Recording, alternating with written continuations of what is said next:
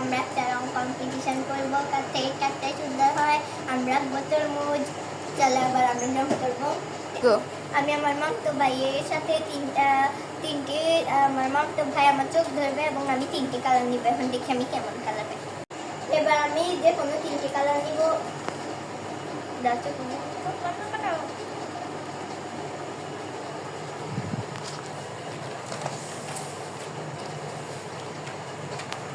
আমি তখন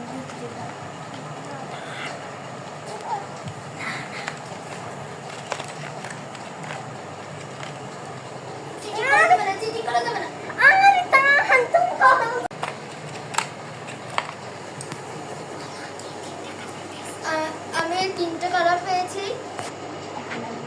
এখন আমি রং করব। রেডি। এখন আমরা করতেছি। আমার হচ্ছে 3টে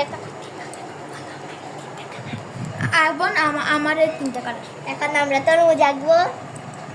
আসো।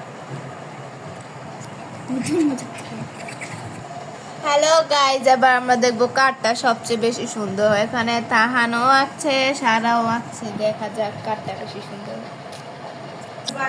এখানে অর্ধেক হয়ে গেছে, সারাটাও অনেক সুন্দর হচ্ছে, তাহানেরটা অনেক সুন্দর হচ্ছে। দেখা যাক পরে কি হয়।